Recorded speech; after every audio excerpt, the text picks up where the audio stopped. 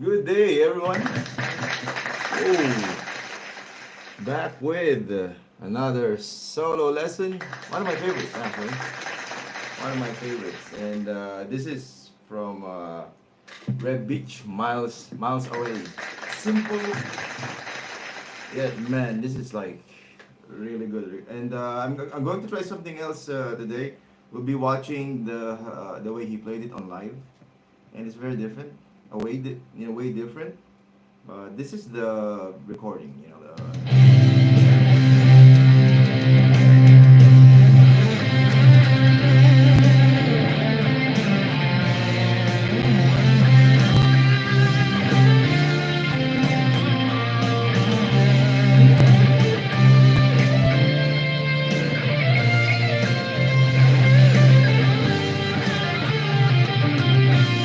I mean,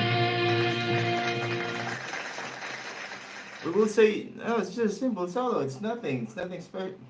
I don't think so, man. I mean, if you're given a chance to create the solo for this one, and the chord progression is actually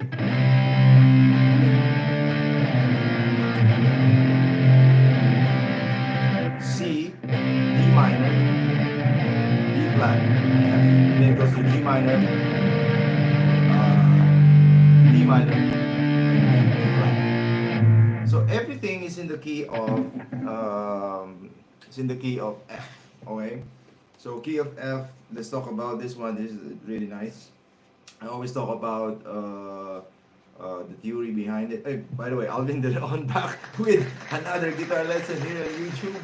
I do 3 times a week live guitar lesson, and it's all about solos and dissecting solos, the chords, the scales, and the execution, the theory behind it, how they created the solo. That's what I want to talk about. With regards to like the notes, we have the notes here, and then it's not fixed because like right now today we'll be talking about how he's playing it on live, which is very different from not so different, but if you hopefully will not be copyrighted, but I slowed it down a bit, so and listen how he executed. So adding some notes to it, yeah, like that. Using a lot of bar.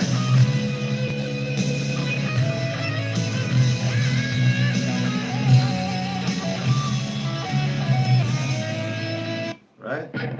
And their tune half step. It's still the same, solo. This is Japan 1991. It's still the same solo, but it's adding like different execution there, adding some bends and adding some bars, and also the position of the solo. Kind of in a way, he's doing a lot of bends, but he didn't do that. He did it like that, like a bluesy. And then on the recording sounded like just playing the notes one by one. So this is a good topic because using melody and the melody, changing it a bit, especially when you're doing it live. It's really good. Sometimes we're like stick to this is how we do it. This is how we must do it. On also, so I'm always saying that make it your own. Understand the notes, understand the chords, understand the scales, and then make it your own, or maybe create your own solo. But this one is really melodic, and like I've said, now you will say, oh, it's easy. We have the tabs, we have the notes, and we can play it like easily. But the thing is, it's all about how you will create it. Alright? So, if you're given a chance to do the solo of Wingers Miles Away, what will you do? Will you do like pentatonic? That, So, creating melodies within that, and that's what we're going to be talking about. Okay? So, again, the chords here, C. I'll just play it from the track so that it's clear.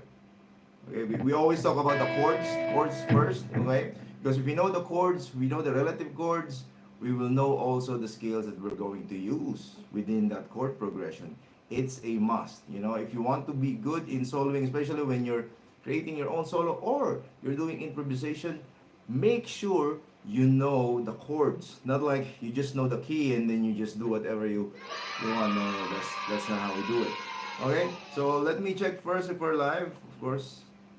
Okay, we are live and lots of people watching today. Welcome here at my live stream. I'm doing live every time, 3 times a week. We have oh, I cannot see the chat. I don't know why. Wait, we have Alan Castro and who else is here? Oh, I cannot see it. Maybe that's about it. Anyway, let's continue with our lesson. The chords first, of course. D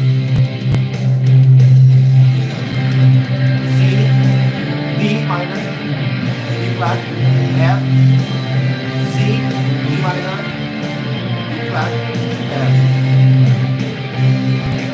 That's it. B flat, F, and then G minor, D minor, and then B flat. Now, what we need to think about with this one, B flat, C, D minor, and it started with C. The key here is actually F, or you can, relative minor is D minor. We always talk about that. Why? The notes on F major is F, G, A, B flat, C, D, E. So those are the notes on F major. And then on D minor, the notes are D, E, F, G, A, B flat, C. So they share the same notes, right? So it's very important to know the relative major, relative minor. If you understand that, it's going to be easy for you to judge or to think about the scales that you're going to use. So we're going to be using here the F major scale, or if you want, the D minor scale. Like I've said, they're shaded the same notes, so that's how you think about it. But with this solo, what's really cool with this solo, it didn't started with a key, which is F or D minor. It didn't. It started with C major, which is the fifth of the key, if we talk about the F major, right? So it started with that, but all the chords here are related to F major or D minor. So what are the notes or the relative chords on the F major? We have the formula already. The first is major, second is minor, third is minor, the fourth is major, the fifth is major, sixth is minor, seventh is diminished, or minor 7 flat 5, and then back to the root. So that's a formula already. So if you start with F, we have F major, and then G minor, A minor, B flat major. We have C or C7, dominant 7, or that's the fifth. And then we have D minor, and then we have E minor 7 flat 5, or E diminished. Those chords work together in the key of F or D minor. So that's very important if you're composing a song or creating your own, compositions, right? So, like this one, we have C, D minor, B flat, and F. Those are all in the key of F and related.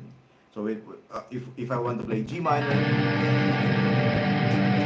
A minor, B flat, C, it will all sound good in the key of F or D minor. Hopefully, that's clear to you guys. I always talk about this relative minor, relative major, and then relative chords, and then knowing the scale. If you know that, I mean, that's basic and really important to understand.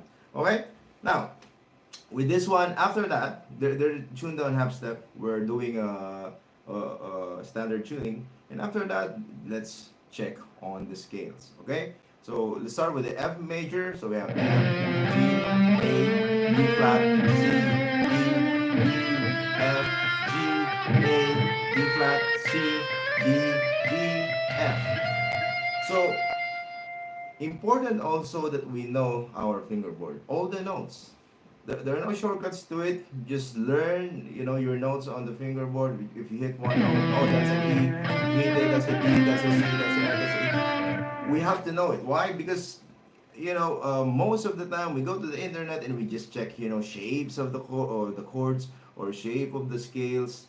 Well, that's good and all, but when you're really serious about music, really serious about let's say creating your own solo or playing the solos, it's a must to know all the notes on the fingerboard. Like this one, I'm not thinking about the shapes of the scale, like 3 note per string or whatever. I can do it like F, G, A, B flat, C, D, E, F. I can do it one string. Okay, I can do it two strings, F, G, A, B flat, C. Okay, I can do it three, whatever. You know, it's you need to know the notes here, and mainly because when you do solos, you're not stuck. I will show it to you later. You're not stuck on one position. So depending on let's say your fingers, depending what's easy for you, you can always find other, like say, solutions or other shapes of the scales. And because you're really focusing on the notes, not like, oh, the shape is 3 note per string, so I need to do it like this. You can do it 2 notes, right? 2 note per string. You can do 1 note per string or whatever, right? So really knowing the notes on the fingerboard is a must. Okay, for me, if you're like a serious guitar player, you really want to be good at it. Okay. If not, stay on the shapes, and then you're playing this, but you don't really know what the notes you're playing. You should supposed to be playing here B flat. If you don't know your notes, you're just following the shapes, so you can make a mistake of playing the B. So that's not in the key of F. That's already in the key of C. Okay. Hopefully that's clear. Let's go with the solo. And starting this one. Alright. So with that one, really cool outlining that C note. But anyway, the shape can be this one. Right? It can be this one. Guys, so you see what I'm talking about? We're not really relying on the shapes, we're relying on the notes. Later on I will prove it to you. This how he did it and how I transcribe it also. So let's do it. So there, on the fifth, 7th fret, 4th string, and then 7, 5, 7, like 4th string and 3rd string. Really cool. So if you want 3 note per string, if you want to think about like 3 note per string, so 3rd fret, 5th fret, 7th fret on the 4th string, and then same 3rd fret, 5th fret, and 7th fret. You could do. Right? And then this position, if you look at it like how he played it, because they're tuned down half step, so it's a different sound.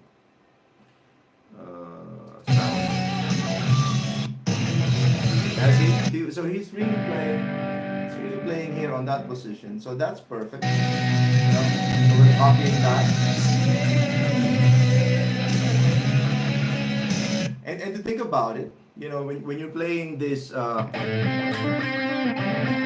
it's not. It's good to play it here. And like I've said, I'm looking at the notes, not the shapes. So the A note there. Also good to play here, right? But the sound is, when I was transcribing it, I haven't really looked at the live at that time. I was transcribing it by ear. I said it's not that thick. If I'm going to thick, you see that the tone is like thicker on this because of the strings, right? So it's correct. So he did it here. And all of that again, scale F major, and let's continue with this part. And by the way, all the tabs here on my channel, so it's not about like the position stuff. It's more about the theory, right? So, and now we're here on this position. So if we look at this one, you can look at another shape of the F major. So you see what I'm talking about here is really knowing the notes. You can actually see it as a whole, no, not like shapes. Now, if you want to do shapes, you can like, oh, this is F, this is A, G, this is A, B flat, this is C, this is E, this is E, this is F. Now you can look at it like, right? So, and now you're on this position. Okay, and when he moves, and look at it again as F major, and actually he will go in that position, which is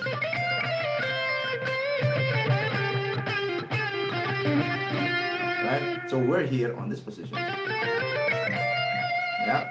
So if I look at it, we only have like 3 shifts. The first one is on this position, right? And then the other one in this position, right?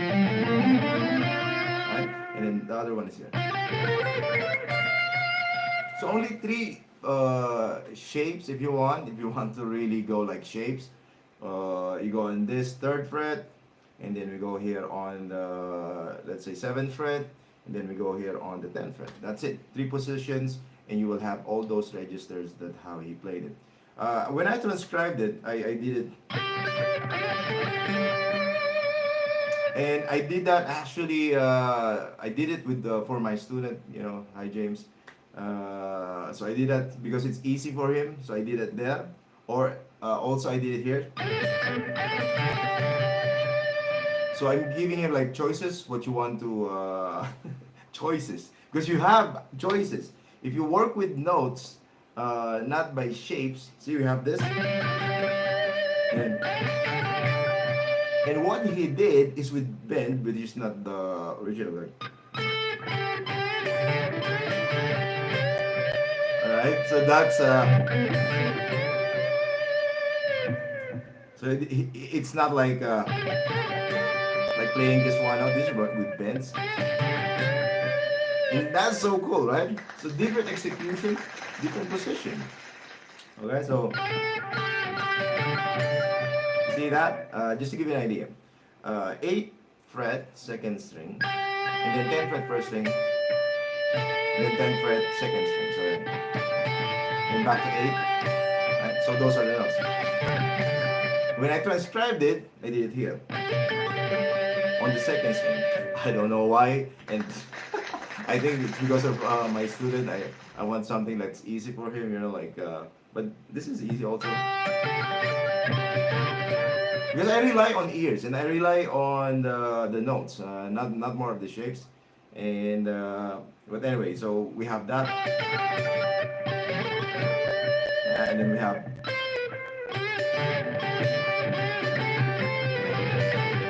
You can do that also, or with bends. Right? How did he do it? So let us check that one. But it's a different note when he did it.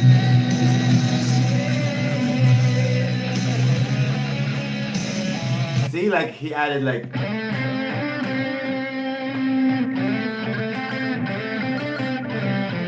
Adding some notes there. You know, it's kind of like the same solo, but improvising a bit. Yeah, I like the right?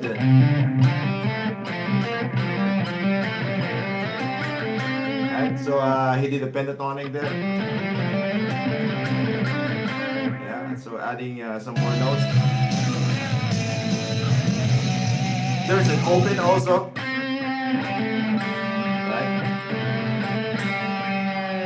And then a bit of a bar there. It's really it's so cool to see. You know, they're changing it a bit. He's changing it a bit, but still you can hear that solo. And then open. Oh, that's a different note.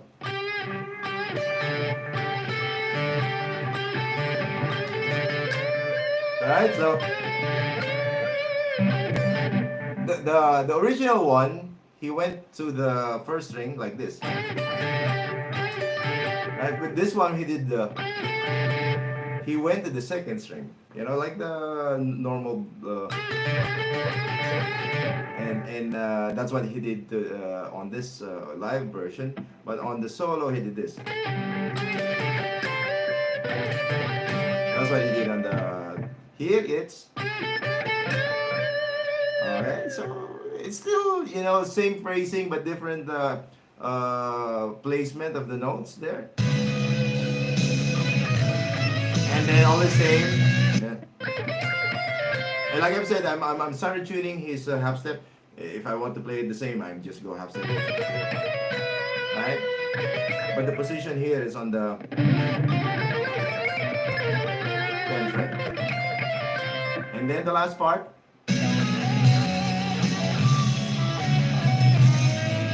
It's the same, and then with the bar.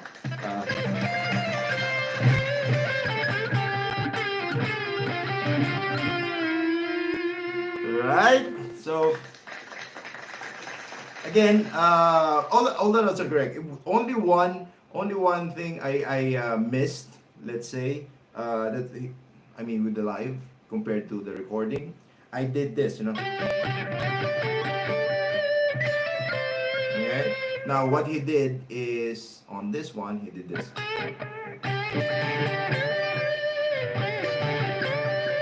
But there's no bend on the recording, so most probably like this. Like that.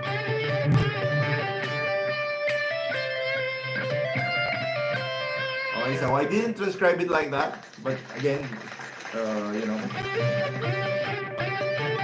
same notes. So it's up to you guys, but if you want to like do it like on the live, he bent on the 12 frets third string, and then he did those two 10 fret first string, second string, and then back on the 12th fret, and then bend on the 13th fret second string. I think that's really cool.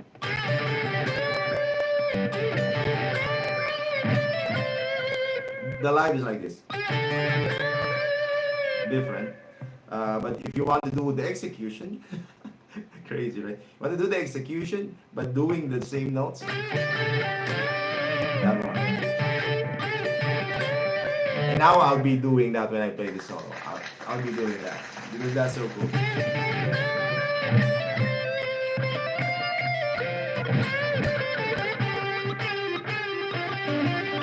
Because you can just stay on that D minor pentatonic, F major pentatonic, the same, you know, position. 10th fret pentatonic first position, D minor. And that's you know common if you're playing on the key of F or key of D minor. Very common. You stay on that first position. But you know what's different and what's special about it? It's like how he plays those notes, right?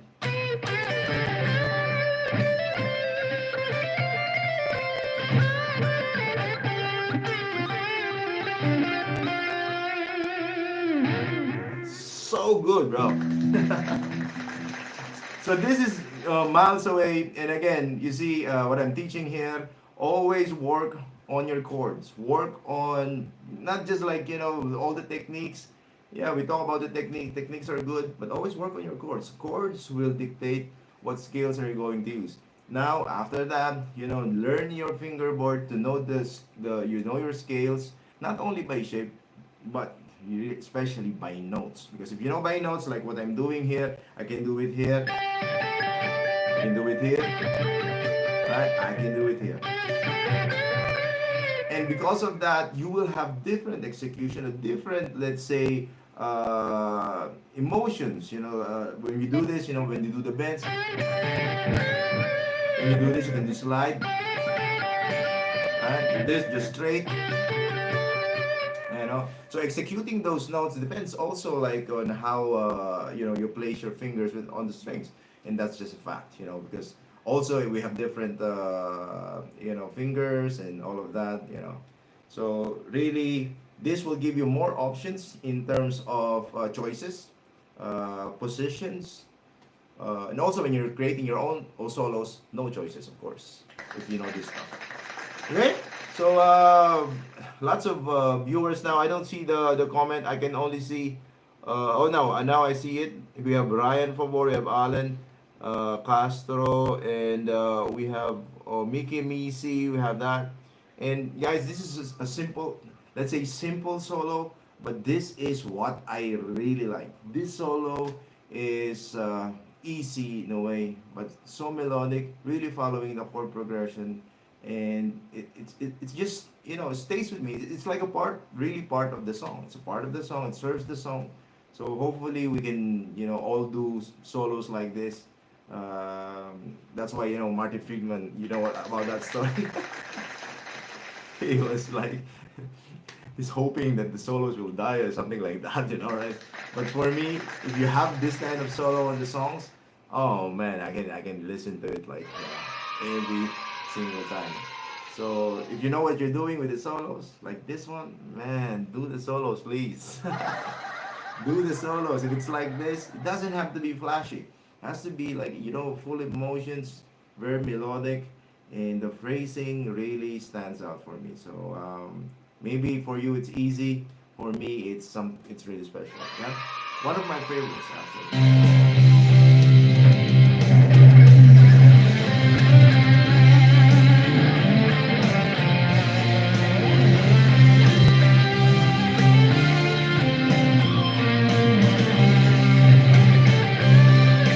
I did it.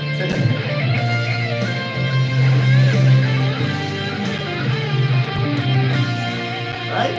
So we are all learning here. So see you next time.